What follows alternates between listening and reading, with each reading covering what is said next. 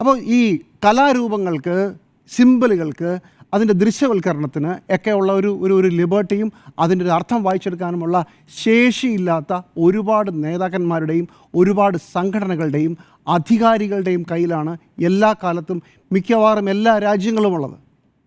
അതിനിടയിൽ കിടന്ന് പെടുന്ന കലാകാരന്മാരും മനുഷ്യരുമാണ് നമ്മളൊക്കെ. ഇപ്പോൾ ഈ വിഷയത്തിൽ എന്താണ് സംഭവിച്ചത്? ഞാൻ ഉറപ്പായിട്ടും വിശ്വസിക്കുന്നത് ഇതൊരു BJPയുടെ പ്ലാനൊന്നും ആയിരിക്കില്ല. സംഭവിച്ചത് എമ്പുരാൻ വന്നു കഴിഞ്ഞപ്പോൾ എമ്പുരാനിൽ വളരെ കൃത്യമായി BJPക്കെതിരെയുള്ള ഗോദ്ര കലാപത്തിനെതിരെയുള്ള സൂചനകളുണ്ടായിരുന്നു.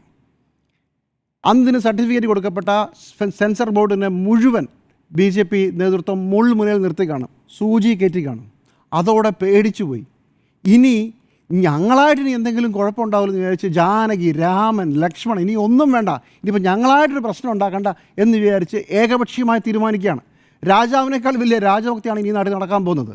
ഇനി ഒരൊറ്റ സിനിമയ്ക്കെന്നല്ല, ഒരൊറ്റ നാടകത്തിനെന്നല്ല, ഒരൊറ്റ പുസ്തകത്തിന് എന്തെങ്കിലും BJPക്കാരുമായി ബന്ധപ്പെട്ടൊരു സംശയമുണ്ടെങ്കിൽ അതപ്പം സെൻസർ ചെയ്യപ്പെടും.